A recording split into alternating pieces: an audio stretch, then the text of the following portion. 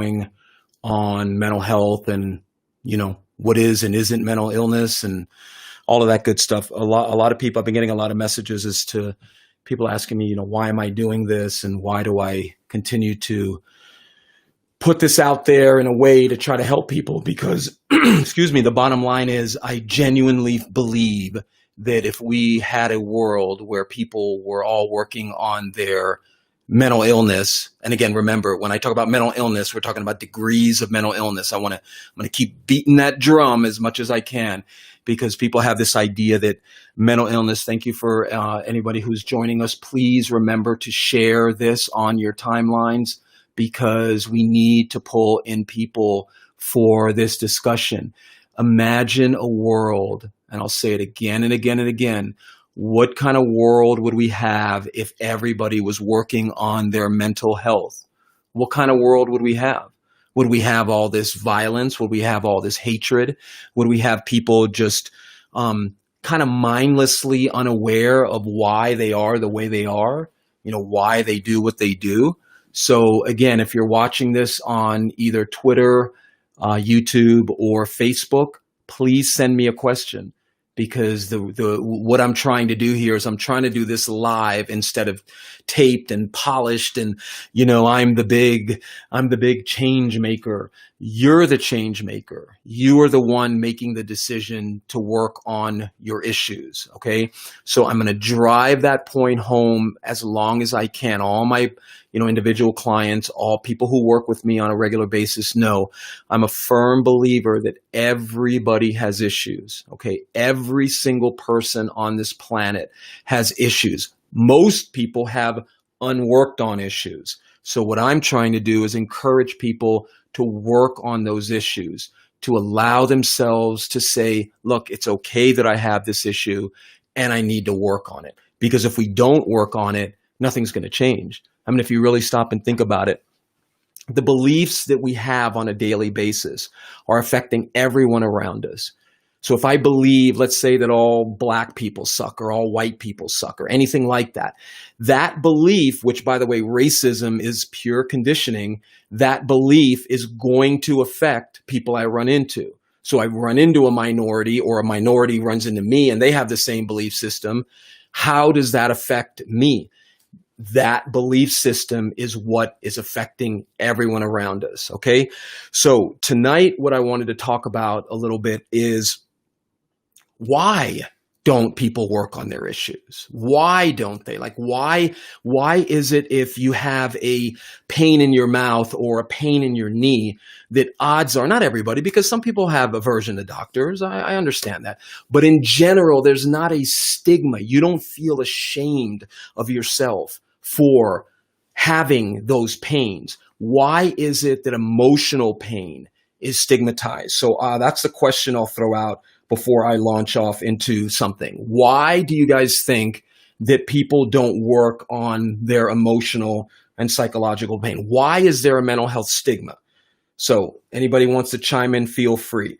What I've seen is that people have this belief that they're going to be judged negatively.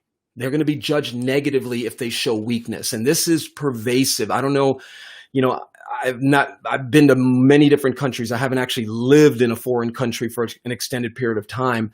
But in the United States, we do not celebrate weakness. We do not celebrate the idea that it's okay that I feel weak. We are worried about other people's judgments. Now, the question is, why do we assume people are thinking negatively about us? Anybody wants to chime in, feel free. Why do we assume people are thinking negatively about us?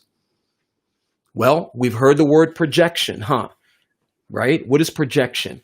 I project onto the world around me how I feel about myself. So if I'm ashamed that I have issues, which by the way, we all have issues. There's nobody walking on this planet who doesn't have issues. I project that onto the world around me. So what happens is I assume that everyone is feeling the same way I feel about myself. So that is what a straight up projection is. We are ashamed of how we feel. So we naturally assume that everyone around us is going to be ashamed of that. The issue with mental illness in this country is getting worse. Okay. One of the main reasons I'm doing this is to try to do whatever I can. And we've had some people who have asked questions. Janie is saying, yes, absolutely. We feel insecure. We feel insecure about who we are or how we look or whatever. And we immediately assume that people around us are thinking that. That's straight up projection. So I'm ashamed. Like when I started losing my hair, big deal. Trust me, believe it or not, I used to have, anyone who's known me for a while knows I used to have beautiful hair. And I love my hair. I was telling a client today, if there was a pill, no side effects, nothing, I would take it.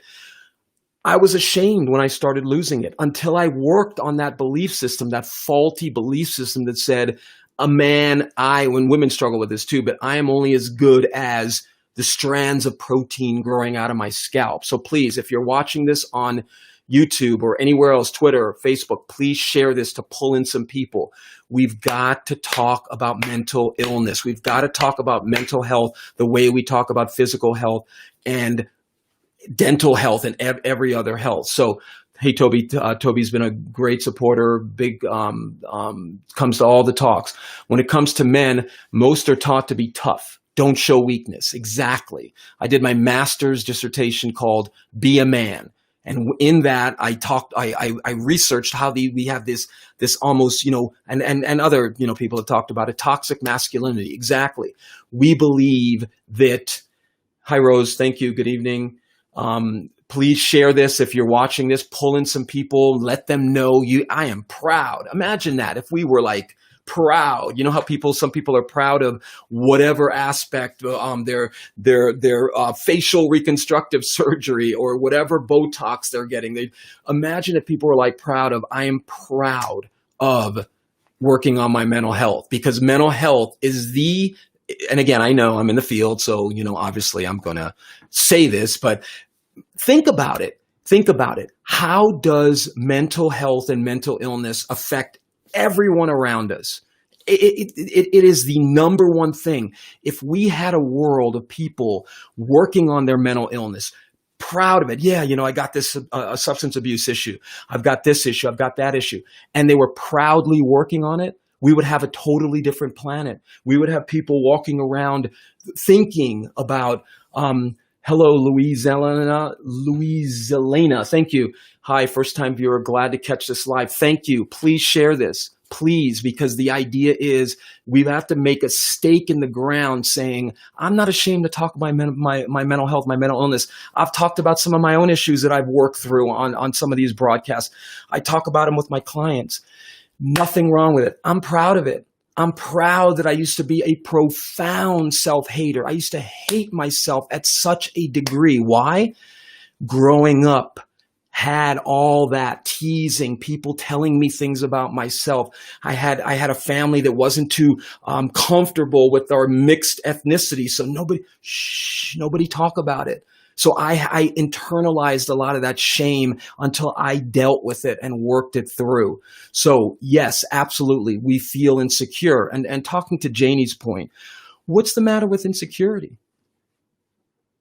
What's wrong with feeling insecure once in a while? Why do we have to always project this attitude that I am perfectly put together? I have no issues. Fear of judgment. Fear that people are going to look at us and say, there's something wrong with you. Your mental health. Remember, mental illness, there are degrees of mental illness, people, okay? Mental illness is not all or nothing. There are degrees of mental illness like there are degrees of physical illness. If you're just tuning in, please ask a question or make a comment talking that you need to work on so that we can openly discuss it. Like this is a show about foot pain. Imagine if I was doing a show about foot pain. I'm a podiatrist and I'm waiting for questions. Who's going to be ashamed? People are going to tune in and be like, yeah, man, I got bunions. My right toe doesn't bend, whatever. What can I? We need to stop being ashamed of our mental illness. Okay. We have to accept that all of us are broken to some degree. I'm not saying every human being is broken, but the majority of human beings have had issues in their past that have left them feeling bad about themselves. So like Janie said, we feel insecure. What's the first thing we do when we feel insecure? We hide it. I don't want people to know I'm insecure, because we look at insecurity again as all or nothing. I talked about this on Monday night's program about trust. You hear people say that, well, if I don't trust you, then how can I have a relationship with you? Or once trust is gone, it's gone forever. Oh, okay. But again, show me the data that supports that. Trust is not black or white. There are degrees of trust. You can have a relationship that has a trust transgression and build it back, depending, of course, on what the two people or three or whatever people in that relationship want to do. So again, back to Janie's point about feeling insecure. Security and insecurity are two ends of the spectrum, people. It's not I'm either insecure or I'm secure. You can be predominantly insecure with some security. You could be predominantly secure with some insecurity. One of the things I like to help my clients work on is not polarizing their thoughts and emotions, not looking at it in terms of black or white. Black and white, that's a healthy mix. So with insecurity, and men are notorious for this, like Toby just said, when it comes to men, most are taught to be tough. Don't show weakness. Why? Why are men taught to be tough? Now, you could make the case that it's a biological thing, the strongest, ape, or the lion that wants to be, conquer all the pride. But we're not animals, people. I love it when people say that. We're basically just animals. That's such a rudimentary way of looking at being a human being. Of course we're animals. I don't see any animals setting up computer networks and internets and all of this. And somebody would say, well, I don't see animals destroying the environment. Very true. Very true. But it's about balance. Okay. We are animals and we're not. We need to question the way we were taught to think about things. Okay. I call it questioning your conditioning. You've got to question, why am I the way I am? And the best way to do that is to talk about it with somebody. Okay. Talk about it. Diego's back. What's up, Diego? Good to see you, my brother. Doctor, I think it's a parental complex issue and projected onto us when we were young. My father was aggressive. Absolutely. Absolutely. And you know what, my brother? Your father had it projected onto him. His father had it projected onto him, and so on and so on. The key is waking the blank up. Don't want to offend anybody, but waking up and saying, no, that's where it ends. That's where it ends. Some people have asked me online, well, where were you for 4 years? Why? I'm good, man. Thank you. I'm glad you're here too. Please, Diego, brother, share this. I know you were in the last show, you were talking about some substance abuse stuff, and I'm hoping you're moving forward with that. So good. Share this. Some people have asked me, well, where have you been for 4 years? Like I posted a whole bunch of things. If you look on YouTube, I posted a bunch of things, and then I took 4 years off. Well, had a kid, prioritized him, prioritized getting him from born to 4 years old. Now he's about to turn 5, so he's a little bit more independent, and he's going to bed. I can do this at night.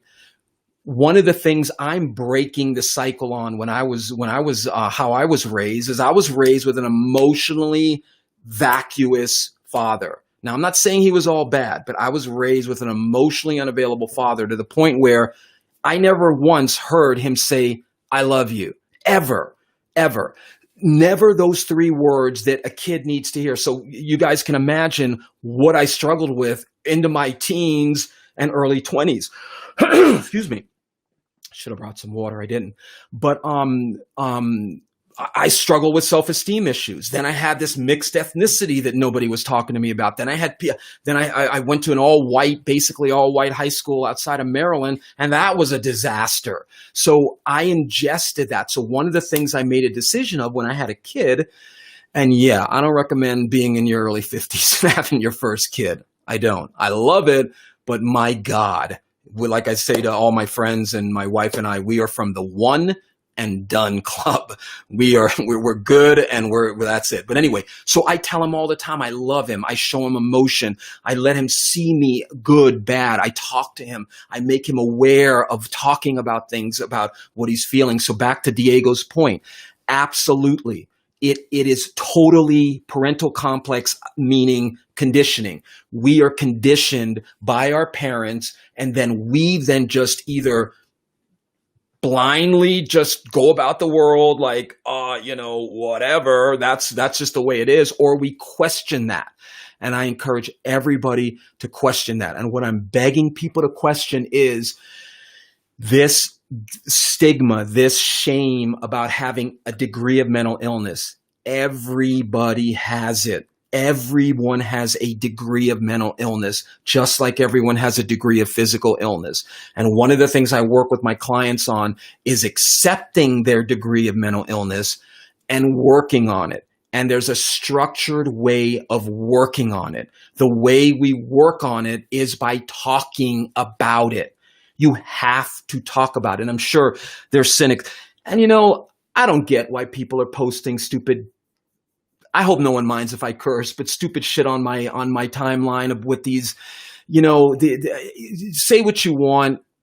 You have to talk about things. If you sit all day long listening to YouTube people or the charismatic motivational speakers, and okay, sure, great message, but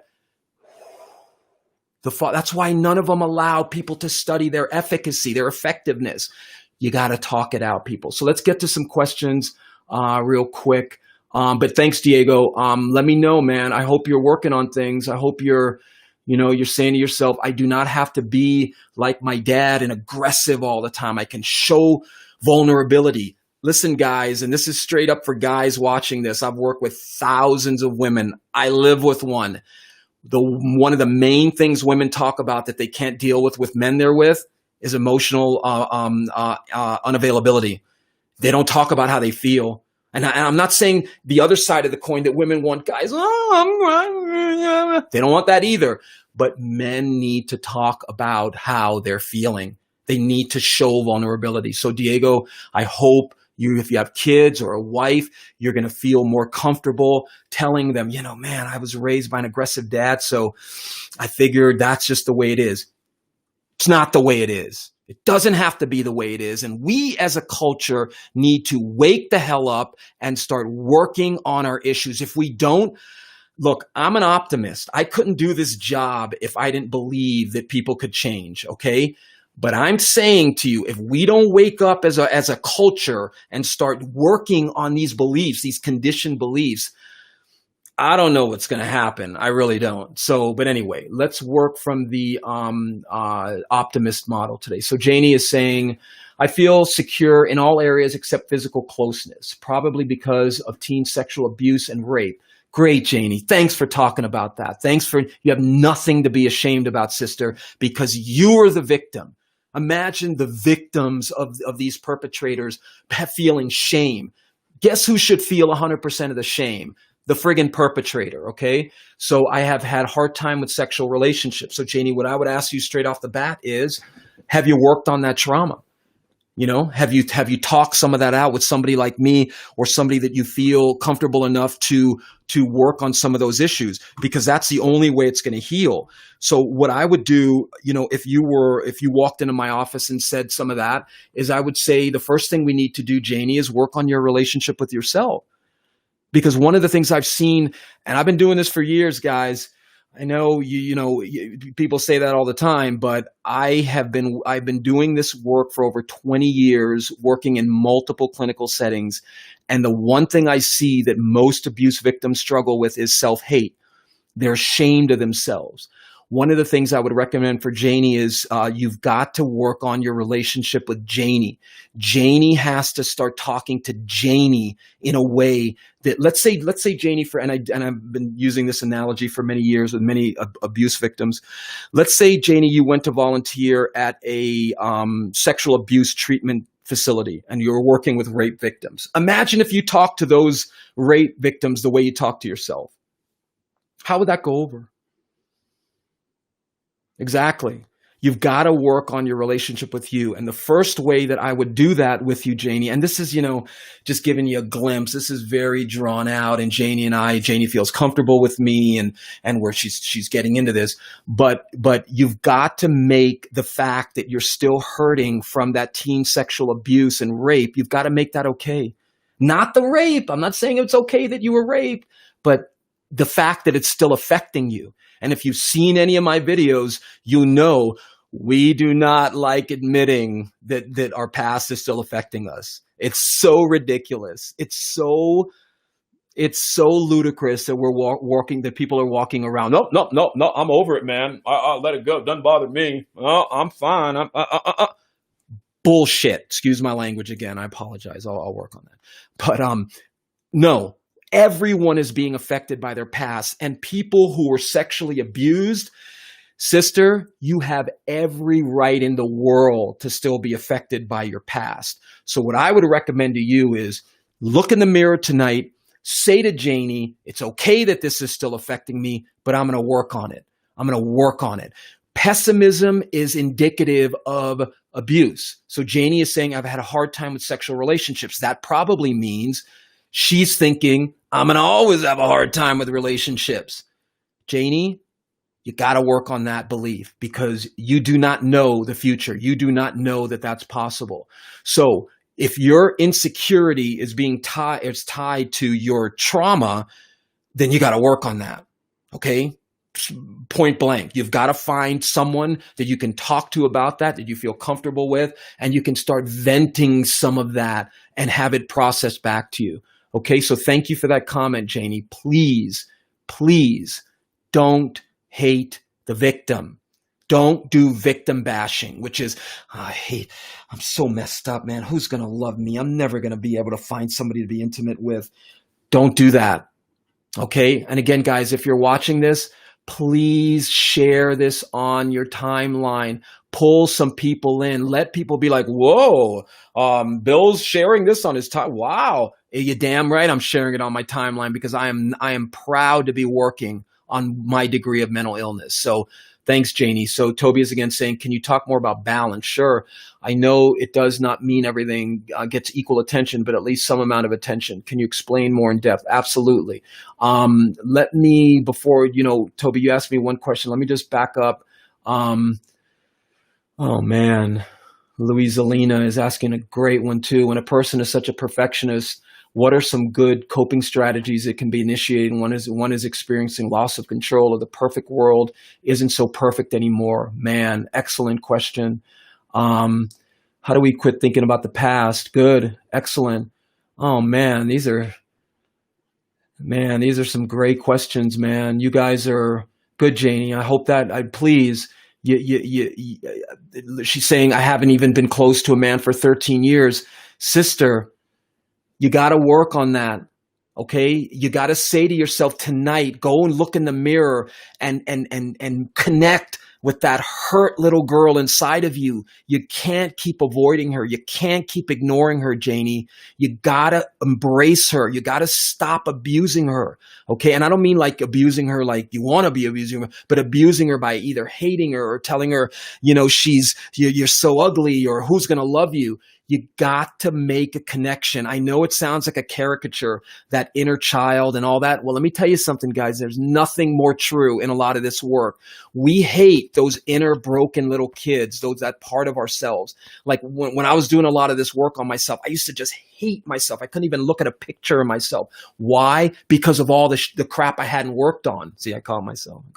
Anyway, so, but I have to repair that relationship by allowing myself to feel a lot of that pain. Janie, tonight's the night where you say to yourself, it's okay, but I don't want another 13 years without a man. Some guy is out there waiting for you, sister, but you got to heal that. You got to believe that you can heal that pain, okay? And you got to find a way to talk it out. I know it's difficult. It's always difficult in the beginning. I'm teaching my kid how to ride a bike. He's like, oh God, I can't. Once he gets it, oh, cool. Back to Toby's point about balance. Once you find your balance, you're going to see what I mean. So Janie, feel free to shoot me some questions or whatever. If I can help you in any way, let me know. So let's get to Toby's real quick because we just talked about balance. This is an excellent point. People, and this is the thing. This is the thing that amazes me more than anything else about the crap that on the internet about let it go and all this crap. People actually believe that they can let go of their negativity and have balance. Think about that for a second. Think about how, just on a common sense level, that you're going to let go of the counterweight you need for balance. And then you're going to think, I'm going to be balanced. So I use this analogy with all my clients. Imagine you're on a seesaw, okay? I represent the negative emotions. You represent the positive emotions. Sometimes we're balanced. Sometimes, and I'm, look, if you see this being used by somebody else, you heard it here first, okay? I'm the negative, you're the positive. Sometimes I'm weighing, you're weighing me down, so I'm up. Sometimes we're balanced, so sometimes we're perfectly balanced. But let's say on one of your downs, you decide, I don't want that dude on my seesaw anymore. So you pick up a rock, hit me in the head, and I fall off the seesaw. Which way do you go?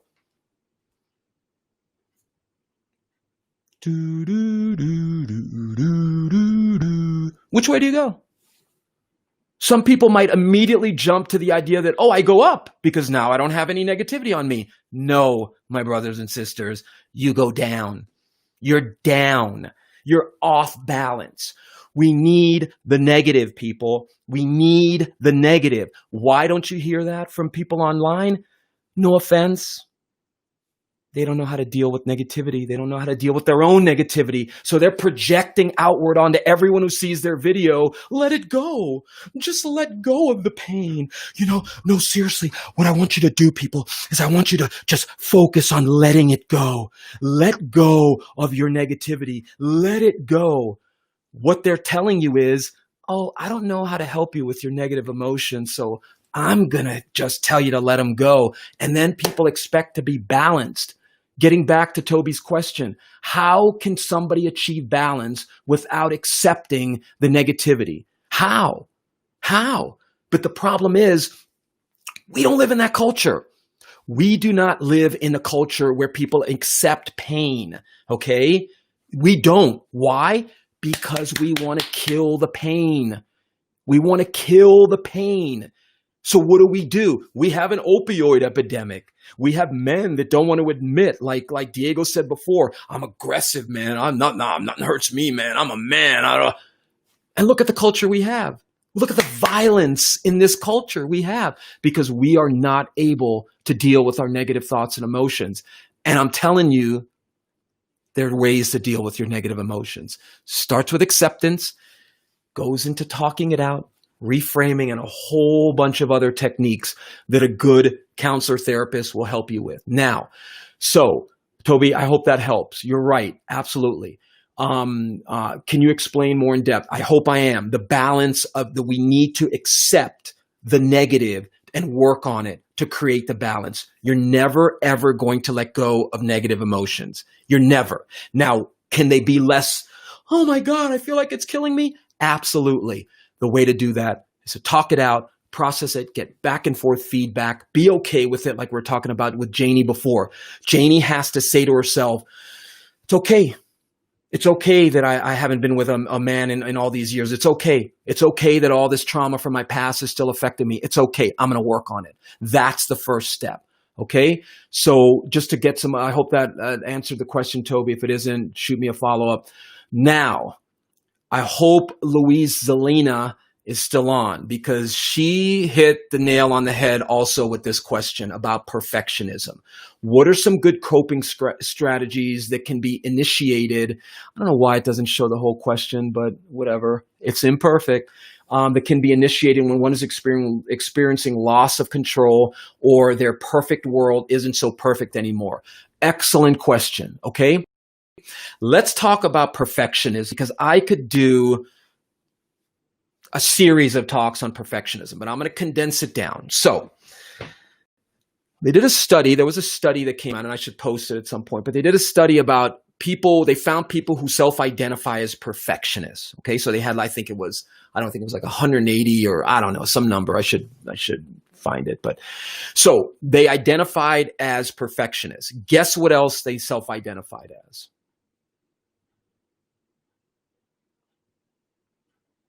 Guess what else? Depressed. They identified as depressed along with being a perfectionist. Why? Because embedded in perfectionism is, like somebody once said, yin yang, or said at the bottom, is the knowledge that I will never ever attain perfection. I will never know that I'm perfect. I will never feel perfect. So that depresses a lot of people. People can't accept that. People can't say to themselves, it's okay that I have imperfection. We live, this society we live in, this American culture, and I love this country. I'm not an American basher, but what I am is an American pointer-outer. And we live in a culture that genuinely believes perfection is attainable. Like I said in a previous video, quest for the best. The idea that being the best is attainable, as though once I'm the best, I will know I'm the best. No, once I even get close to feeling that, which you're never going to feel, what comes in immediately? Oh, I got to be better. I got to be better. So back to Luis Zelina's question. What are some coping strategies that can be initiated when one is experiencing loss of control or their perfect world isn't so perfect anymore? Acceptance. Okay, that's the main coping strategy. It's okay that I feel a loss of control. Have you ever heard that? You guys have heard that expression, the more I try to control, the more out of control I feel. Very true. The main thing that I offer when I'm working with somebody with perfection is, how's it, and I hate to, Dr. Phil took this from the field, but is that working for you? Is that working? Okay. Is the way you're thinking, is your belief that you can be perfect working? Is it helping you feel perfect? Because I would offer, anytime you are focused on perfection as a goal, you're going to create exactly the yin yang, the equal opposite, the opposite to that, which is, wow, man, I'm not perfect. I'm not.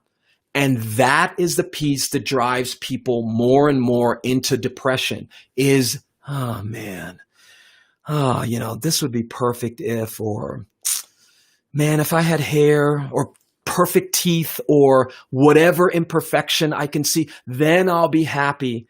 And the reality it is, once everything's perfect, it'll be something else, because perfection is an unnatural state of being, people. Perfection is an unnatural state of being. What do I mean by that? Show me where an absolute exists in the natural world. Show me. Show me where there isn't north, south, east, west, up, down, left, right. Show me. The idea that perfection is attainable is being sold to us by people who want to sell you something in order to think you can achieve perfection. Just like the opioid epidemic, the painkiller epidemic. The painkiller epidemic is being fueled by the people selling you painkillers. This idea that you can kill the pain. Now, I'm not saying there are people with chronic pain. I'm not saying that doesn't exist. But for the most part, people get hooked on these medications because they don't want any pain. Any pain is indicative of something bad. Now, where was that written? Why can't we learn to tolerate some pain? Why can't we look at pain as part of the cure, which is what we try to help people do, accept the pain? So to close out Luis Elena's question, the main coping strategy would be Luis Elena looking in the mirror and saying, it's okay, sweetie, that you're imperfect. It's okay. It's okay. Let's work on what we can, but let's focus on what parts of ourselves we're okay with and balance that out, because you're never going to be perfect, sister. You're never. The more you, and I could go on and on about this because this is something I see over and over. People want the perfect marriage, the perfect son, the perfect job, the perfect mind, the perfect everything, car, and all it does is fuel lost souls. We are just, many of us are just lost souls into thinking that we can create this ideal version of ourselves. So one of the reasons I like to do self-disclosure about my own self-work is because I want people to know I ain't perfect. I am not a perfect soul. Let's get my wife down here. Honey, if you're watching, come on down. Tell them. But what I am is I'm working on it. Like we saw Ellen on her, all this crap with Ellen DeGeneres, and now she's saying she's a work in progress. That's exactly what we need to say to ourselves. But by work in progress, we got to work on it. Okay, we got to work on that. So this is what I challenge you on, Louise Zelina, is saying to yourself, it's okay that I have imperfection. It's okay. I'm never going to be perfect, and that's okay. And then we can start with, like Toby said, balancing it out. So let me see if there are any other questions here. I hope that helped. How do we quit thinking about the past? Good. I talked about that in a previous show, but I will get back into that. Wow. Excellent. Beautiful. Beautiful. You're welcome, Louise Elaine. I hope that helps, but you got to work on it, sister. If you're trying to, good, exactly. Hashtag unnatural state of being. Exactly. Because that's what it is. This idea that we're supposed to be perfect beings is exactly why we have the kind of world we have. Amanda is chiming in. I'll get to you in a second, Amanda.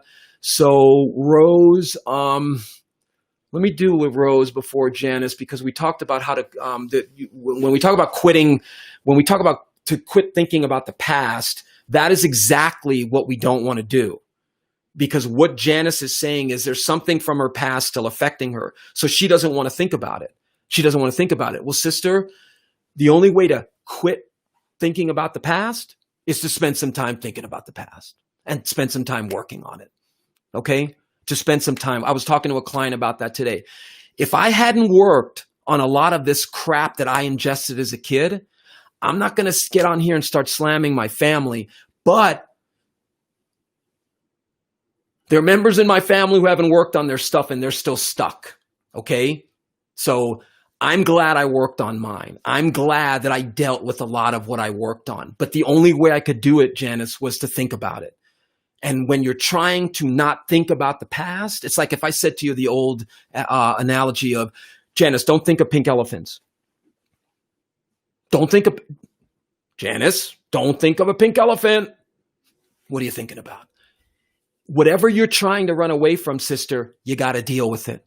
You got to accept it. You got to make it okay. You guys have heard me say this, the it's okay pill. The it's okay pill. It's okay that I'm feeling this. It's okay that I'm still struggling with these issues. It's okay. It's okay. And then you work on it. Okay? I'll get back to you, Janice, if we have time. I hope that helped. There was a previous show where I got into it deeper. Okay, Rose, great question here. What are some good strategies or coping mechanisms to deal with after surviving suicide? Stemming from being a victim of statutory rape, physically abused to the point where I suffered severe concussion, TBI, traumatic brain injury, is going to definitely affect your mood. I live in paranoia that the man is still out there and able to hurt me or others. That's a lot, Rose, definitely. So when you say coping mechanisms to deal with after surviving suicide, so I don't know if you attempted suicide or somebody close to you, but I'm just going to go with that it's you that attempted suicide, okay? So the main thing I would work with you on if you walked into my office, or now everything's online, is we got to work on that. We got to work on what led up to Rose thinking that there was no hope. There was no way that she was ever going to heal. So I would work on that first with you. Rose, there's some deep things in there that need some addressing. Not like deep, like, oh God, I'm so messed up, but deep in the sense that, in this 1 hour, I'm not going to really be able to address a lot of them. On a surface level, you've got to get into what was going on in Rose's mind. You're welcome, Janice. Please work on that, okay, sister? You got whatever you're trying to let go of means you haven't worked on it, because the only way to let go of it is to hold on to it and work on it for a little while. So back to Rose. So whatever was impelling you forward, emotionally and psychologically to want to commit suicide is something that the first thing we've got to kind of tease apart from, some of the other things. So whenever I'm working with somebody who has suicidal ideation or chronic feelings of hopelessness, I try to help them but balance out the idea that they know the future, meaning that they know they're never going to heal. They know that they're never going to feel better. They know they're never going to get over this trauma. That is what keeps a lot of people stuck in these cycles of feeling bad about themselves and not wanting to move on, and not wanting to, by move on, I mean move on into the trauma. So I would work with you on that first. Like, we'd have to talk out like what was going on with you when you attempted suicide. Then we would talk about what happened when you were raped. Like, we would make that more, I say too much, I apologize, but this is live. So I'm trying to gather all my thoughts in one cohesive way. So what we would do when we work with somebody who's been through trauma is, I've talked about before, we do what's called exposure therapy. So exposure therapy is therapeutically exposing someone to their trauma in order for them to get more acclimated to it, in order for them to then work on it. So we would have to work through some of that rape, some of that's going on, some of whatever happened to you when you were raped. Then we would have to work on the traumatic brain injury. I don't know if you've had, a MRI or any kind of brain scan or whatever to find out exactly what degree of TBI you have, because traumatic brain injuries will definitely affect your emotional regulation. You will literally feel like you are not able to manage your emotions. And if you had a TBI, then usually some form of medication would be indicated, because that is going to give you kind of, and I'm not anti-medication. I don't know if you guys caught my one of my videos from about 4 years ago where I was talking about medication and how it's prescribed and overly prescribed. But there are cases when medication is indicated. And if you have a TBI, that's a good way, that's a good a time to work on it, to use it to work on it. So the last part of her question is, I live in paranoia that the man who did this is still out there and able to hurt me or others. So we have to definitely work on that, because paranoia is the belief that something bad is about to happen to me. And whenever we feel like something bad is about to happen to us, that's generally being informed by an irrational belief system about not only the person being out to get you, meaning they're going to come and get me or hurt somebody else, but that somehow you could prevent it. Somehow you could do something to thwart it. So when you're living in paranoia, Rose, I would encourage you to make the worst case scenario more and more vivid in your mind. And you might say, well, geez, dude, I don't want to think about the worst case scenario. And that's the problem. Most people don't like thinking about the worst case scenario. We like thinking about the best case scenario. So what I would encourage you to do, Rose, is allow yourself to think about the worst case scenario, in the sense of, if he is still out there and able to hurt you, what would you do? How would you react to that? How would that affect you if that happens? Start building up the belief that if by some chance it happens again, because what you're probably telling yourself, Rose, is, oh, if this happens again, I'm not going to be able to deal with it. It's going to crush me. It's going to knock me back down. Listen to what you're telling yourself. That's what you're telling yourself. We need to start saying to ourselves things like, if this happens again, I can work on how it's affecting me. So, Rose, we can go on and on about this. And I don't mean on and on like, oh my God, on and on. But I mean in the sense that we can talk more deeply about this. But one of the things I would encourage you to do is to start looking at the possibility that he could hurt someone else as out of your control. I mean, it's out of your control. You cannot control whether he hurts somebody else. Now, if you know where he is and you're not reporting that, that's a different story. I don't know if any of this statutory rape was ever reported. I don't know what state you live in. I think you sent me some messages, and I think I know where you are. But if it is where I think you said you are, I don't think they have a statute of limitations when it comes to this. So if you know who this is, report it. if it's not too late to report it. So I hope that helped. I hope that gave you an idea of how I would work with you if we were working with each other. And again, guys, this broadcast isn't about healing you in one show. This is about giving you an idea of what working on your issues is like, what it would be like to work on it, what it's like to be able to be in a situation just like tonight where you're just talking about it like it's nothing. Like it's nothing to be ashamed. Not that it's nothing, you know what I mean? Nothing to be ashamed of. This is what I'm hoping to do. So Rose, hope that helped. Let me know, send me some more messages and we'll see what we can do. Thank you for the question. Diego, again, doctor, I'm working to fix this. Great. And this has to be the biggest challenge I have faced. And yes, I'm progressing. I'm opening up to them. Awesome. I'm realizing that this has to end, and will stop. Beautiful, brother. But what you're saying right there, Diego, my brother, is you have to keep saying that to yourself over and over. Diego's got to start talking to himself like he would a good friend of yours. And I don't know, I'm 55 years old, so I don't know if you guys remember the Al Franken skits on Saturday Night Live. You can look it up, Jack Handy, where he's sitting in the mirror going, "Oh, I'm so beautiful. I love myself. Oh, I'm such a That's not how I'm saying to talk to yourself. Talk to yourself the way you would talk to a brother, a friend, what you would say that to yourself. Like, come on, man, I can do this. Of course I can do this. I'm not going to let that shit from my dad affect me here. I'm not going to let that. Talk to yourself like that over and over and over. Make the fact that you have an addiction okay and work on it. All right. So yes, keep going. Yes. Janie says for years. Yes. Okay. That we talked about that. Thank you again, Janie. Okay. So Amanda, somebody from YouTube chimed in. Adam here. Great. I'll get to that in a sec, Adam. Hang in there for a minute. Let me get to Amanda. If you're still on, Amanda, I hope you are. Any advice on how to admit the bad things that are happening to you rather than making excuses for the abuser? Beautiful.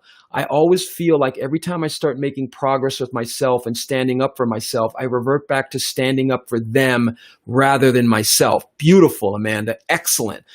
From that alone, I'm feeling that Amanda was put in positions as a kid where she had to be a parent. It's called parentification. I could be wrong, but it sounds to me like, Amanda, there's something about you having to rescue the person or make them okay, like you're trying to not have them feel pain. And this is what happens when we're in an abusive relationship, because abusive relationships are very, very complicated.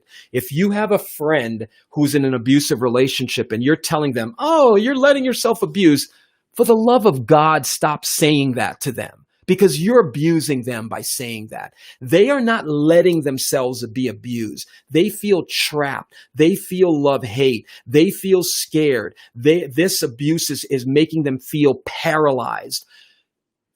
Just try to empathize with them, okay, and encourage them to work on it. So, Amanda, what I would ask you straight up the bat is, what would happen if you stopped making excuses for the abuser? What would happen? What would you feel internally? I don't mean externally. What would happen? Would you then feel like you're going to lose him or her? Or you're going to feel like that person's going to stop loving you? Or you've got to get into, Amanda's got to sit with Amanda and say, this is, your question alone shows me you've got a pretty good amount of self-awareness. So you've got to sit with yourself and say, honey, sweetie, this is you talking to you. Why am I making excuses for this? Is this with my dad? Is that what I used to do? Did my mom do that? Where did I learn to make excuses for the abuser? Because then if you're making excuses for the abusive behavior, then you're going to start blaming yourself for the abuse as though you're responsible for that. And I said this years ago, I'll say it again. The only person that should be ashamed in an abusive relationship is the abuser, okay? The abuser is abusing people, and that is the person that needs to be ashamed of being an abuser, not the victim. So you got to get into a little bit, Amanda, why? Where did I start making excuses? Why am I doing this? Am I afraid to be alone? Am I Am I somehow believing, is this guy or is this woman gaslighting you, thinking, if you just didn't say that, I wouldn't have abused you? Is that what's going on? Are they kind of saying, you're the reason I'm abusing you? Which is the biggest, one of the most abuse. I don't know if you guys have heard of the term gaslighting, but gaslighting is when, it's from an Alfred Hitchcock movie, but it's when you are made to believe that you're the sick one. Again, guys, real quick, please share this. Please pull in some people. Come on, help me out here. We're talking about mental illness in a frank, open way with no shame. So I don't know if you're being gaslighted, Amanda. I don't know why you would be making excuses for the abuser. I would be really interested if you're still on following up. Okay, I am. You're 100% correct. I grew up physically abusive household. And guys, it's not that I'm psychic or whatever. Well, I am, but that's a whole nother delusion I have. But anyway, no, but it's because when somebody asks a question a certain way and you've been doing this long enough, you get an idea of some of the psychological and emotional forces behind them. So I'm not saying to Amanda, imagine if I was a YouTuber and God love them, they got, way more whatever members or whatever than I do. But imagine if I say to Amanda, well, Amanda, just let it go. Oh, you were in a physically abusive house? So why are you being tied to the past, Amanda? Come on, Amanda. Snap out of it, girl. Just let it go. No, Amanda's got to get into it. Listen to what she's saying here, guys. I grew up in a physically abusive household and swore I'd never get into a relationship like that. So guess what Amanda is doing to herself? Hating herself. Amanda, tell me if any of this sounds familiar. I can't believe I'm like this. I told myself I'd never be like this. I'm so messed up. Why am I letting this happen? I'm so pathetic. That's how you're talking to the victim, Amanda. My abuser never physically hit me, so I always denied it, though mental abusers can be just as bad, if not worse. Exactly. But you know what, Amanda? Not trying to be Mr. Confrontational, but you got to stop abusing yourself. Okay? You got to stop abusing yourself, meaning you got to stop putting yourself down. You were the victim of shitty upbringing. You were the victim of being in an abusive household. So I don't know what you saw. I don't know if you were abused. I don't know if you saw your father abusing your mother or if they were a same-sex couple. I don't know what level of abuse. But what happens is when you see that level of abuse, it gets normalized for you. You start thinking, and then you grew up thinking, I'm never going to, and that's another thing I had to work on is because of the relationship, because of the type of father I had, I always said, I'm never going to be like that. I'm never going to be like that. But guess what? I was like that. And until I dealt with that, until I accepted that and worked on it, then I could start getting away from it. So Amanda needs to have some conversations with Amanda. Amanda, I don't know how old you are, Amanda, but Amanda needs to say to Amanda, sweetie, it's okay that you're like whatever you grew up seeing because you were a victim of that. You were a victim of that. You're probably, I don't know if you want kids or whatever, but you're probably scared to have kids. You probably don't want to pass this on to your kids. Good. Then stop treating this kid like that. Okay? Amanda needs to start with some self-compassion and say, it's okay that I'm still struggling with this. That's the first step that I would work on. Because you're right, whatever mental abuse this person is doing to you, that can be very difficult to deal with. Very difficult. Okay? So I hope that helped. Feel free. You guys are always welcome to shoot me some additional questions and we can exchange some thoughts and we can follow up with it next show. And again, by the way, if anybody's interested in being a guest where I now can do a live thing where we interview somebody on the show. I've already got a few other people emailing me saying they'd like to be guests, but if anybody would like to be on a guest and do some of this live to show people what it's like, shoot me a text to that number. That goes to a private. It's not a spam thing. It comes to me directly. So, but just a thought. So let me get to, so I hope that helped, Amanda. You gotta work on healing that hurt little girl inside of you, that abused little girl. She's still actively alive. Okay. One of my feeder domain names is, and you'll probably see someone take this, but if you do, I'm going to track your ass down. Stop inner child abuse, because what Amanda's doing is abusing that inner child. You're abusing that hurt little girl. Okay. Got to work on that. Yozelli. What's up, Yozelli? When kids make mistakes, they get reprimanded. So they grow up thinking that they have to act perfect and fit their parents' expectations. Bingo. Bingo. Kids get reprimanded. We generally focus on the negative. We focus on, no, don't do that. And then we internalize that and expect ourselves to be perfect. Exactly. And then we reprimand, oh, I hate you. This is you talking to you. Oh, I hate you. I can't believe you're so stupid. Yeah, I can't believe you're like this. And you're right, exactly. The way you're raised is still affecting all of us, and we need to work on that. Thanks, Toby. Toby's such a good fan. He always gives me such good feedback. We have to change the way we raise our kids by allowing them to make mistakes. Absolutely. But Yozelli, we got to start by making mistakes in front of our kids and being okay with making mistakes in front of our kids.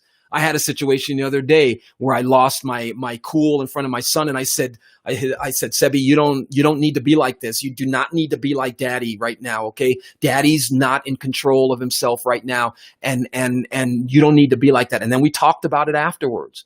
Because I'm not afraid of him seeing that I'm an imperfect being, because I don't want him thinking that I'm perfect, because that's only going to set him up not only for being let down in me, but it's also going to set him up for thinking he needs to be perfect.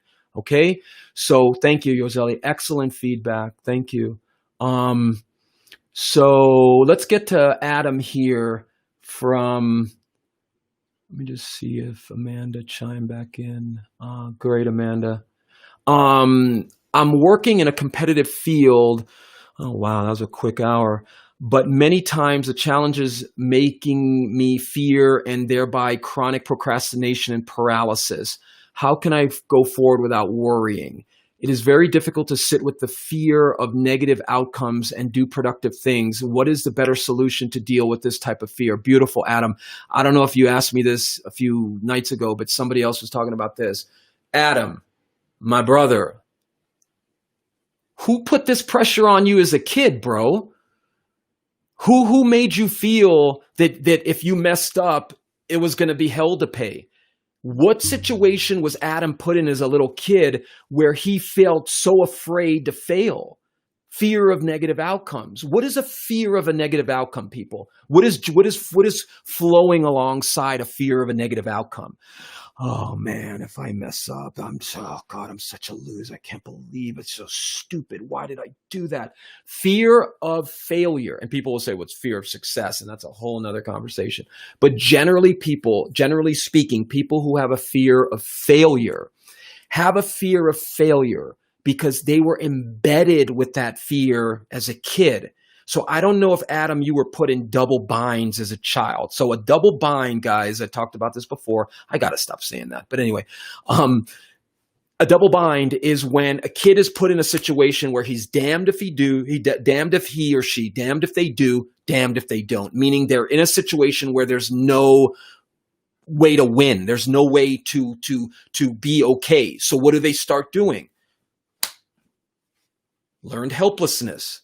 They learned to just stay perfectly still. They did the learned helplessness experiments with a dog where they put, this is back in the 60s and 70s, but they put a dog in an electrified cage, okay, not to kill it, but just to shock it. And they put a mat inside the cage and they put the dog on the mat. So what they did is they coaxed the dog. Please share this, guys. If you're watching this, please. They put the dog and they coaxed the dog off the mat. So the dog put his paw on the mat, shock, back on the mat. Went to the other part of the cage, coaxed him off the mat again. Shock, back on the mat. Did it again. I think, and I should get all this, but you can look it all up. But within a short amount of times, I think it was under 6 times, the dog didn't move. Okay, the dog didn't move because what happened was immediately the dog sensed pain in all directions. So it sat down and the experimenter said, the dog looks like it's helpless. It feels so, and that's how the term learned helplessness. So how does this relate to Adam? Adam perceives failure in all directions. So he procrastinates. He puts it off. And one of the things I like to remind my clients when I use that example in our sessions is, imagine if that was a human in that cage. Imagine if that was a human. How soon do you think that human would have figured it out and been looking at those experimenters like you, man? Nah. But that's what you need to start doing. That's exactly the mentality you have to do when you have fear. You have to look at it like, wait a second, there's not fear in all directions. What am I talking about? Why am I perceiving it? So if I was working with Adam, I would spend some time trying to get Adam to expose himself to the fear, meaning expose himself to what he's afraid of. Okay? He says, how can I go forward without worrying? Brother, that ain't going to happen. Okay? At this stage. So give that up, that you're going to go forward without worrying. It's so funny. I talked to somebody today, and I made a note to myself while they were talking, and I said to myself, stop waiting to clear your mind. Move forward with the negativity. So I made a little note to myself. This is what I would tell Adam. Adam, give up the idea that you're going to stop worrying, bro, without worrying. Now, we need to tone down the worrying. So I don't know if you saw some of my other broadcasts, but part of what feeds worrying is a chronic belief that the worst outcome is undealable.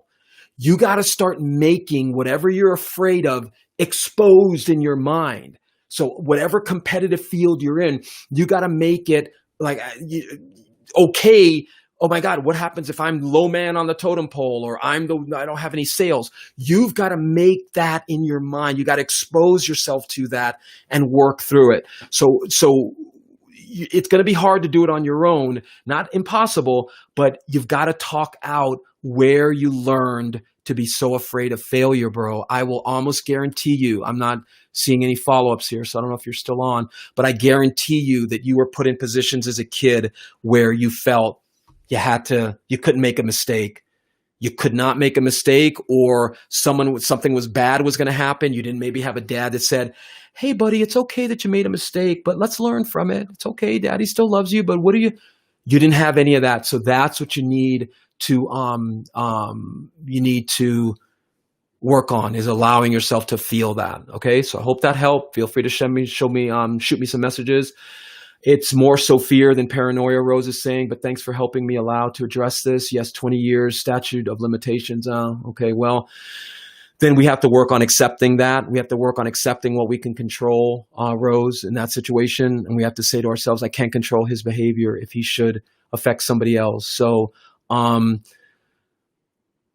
yes, Glenn Close, what mental health needs is more sunlight, more candor, and more unashamed conversations. Great. I didn't know she said that. Beautiful. Maybe with somebody, should get her on the show so we can talk to her. So, okay, Yosilias, great. So true. So I'm going to wrap up here. Again, guys, thank you for all your help with getting this. I need your help. I need you to help me get the word out about this broadcast, that we need more people working on it. Okay, so Amanda just chimed in and said, I think my biggest issue is that I love the abuser and I want to help them change. Exactly what I said before. And Amanda, sister, it's beautiful that you love. You're a loving person. But we need to figure out why you're pairing abuse with love. Okay. And I know you want them to change. I want all of you guys to change, but I'm not the change agent. Okay. I'm not. I am not changing you. You are changing you. You have to believe that you have the power to do that. I posted something earlier in the week about, let me see if I can bring it up real quick. Let's see here. That the people who always say people don't change, those are the ones who never change. Well, that's the truth, because the people who are telling you that people never change are usually the ones who are not changing. So what I would say to you, Amanda, is it's beautiful that you're a loving soul and you want to help this person. But until that person identifies that they need to do the work, sister, you're setting yourself up for more disappointment and probably more abuse, because what you're doing then is you're taking, now again, Amanda, not blaming you. Okay, I'm just trying to give you an idea of what may be going on. You're taking their power away from them because you're saying, I have to change them. No, they have to change themselves, Amanda. That person who's abusing you needs to be like, wow, I got this loving soul on me and not on me, but loving me. And I'm treating her like this. What is wrong with me? Thank you, Janie. I shared the broadcast with my page. Beautiful. That's what Amanda needs to start saying to Amanda. I deserve better than this. I love you, but until you're ready to admit that you need to make a change, I'm not setting myself up for more pain. You're welcome, Amanda. Please, sister, please work on your relationship with yourself. Okay, begin identifying how you were conditioned to think abusive relationships are okay. Accept that it's okay that you're still working on it. Okay, please. So real quick, Adam saying, a project of mine has gone wrong and I want to interfere. I feel inferior to my colleagues and start hating myself. Exactly what I said, brother. You're hating yourself. Great, Dennis. I hope you're still moving forward, my brother. Great. Please, Dennis, you made some good decisions. Keep them going, brother. So Adam, you got to work on that self-hate, and I'll finish up with that.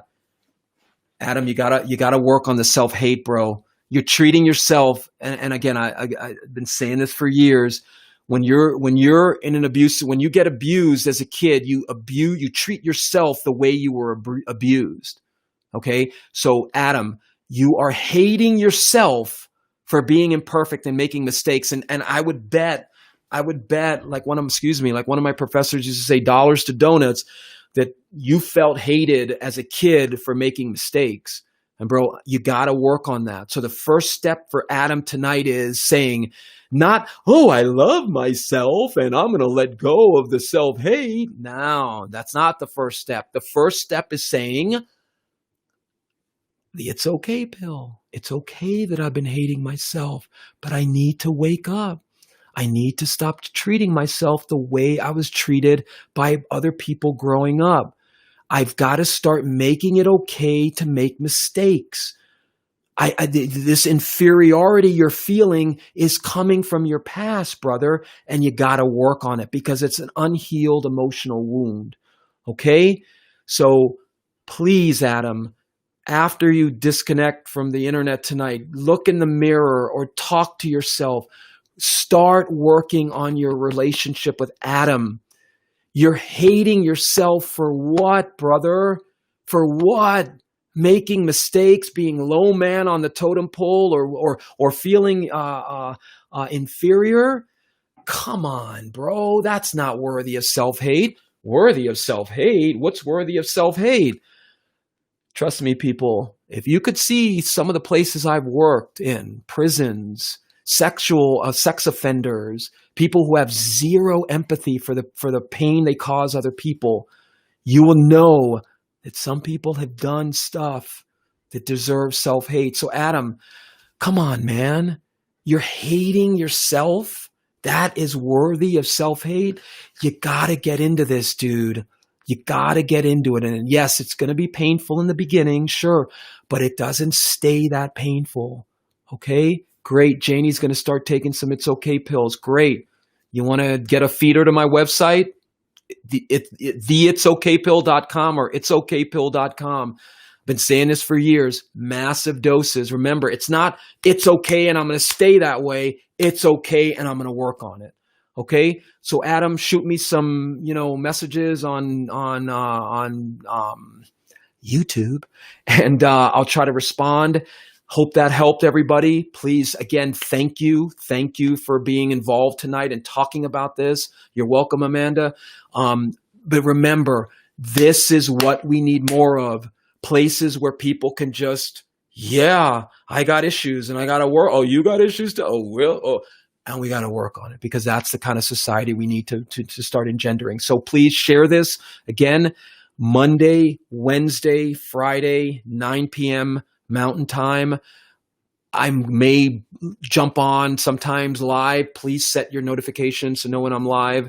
And you're welcome, Diego. Keep doing the work, brother. Keep doing the work. Don't listen to some of those friends of yours. It's like, fuck, screw that, man. Fuck, you gotta, no, those are the ones with wives and kids who are like, hello, You're doing the work, bro. Own it and work on it. Okay. All right, everybody.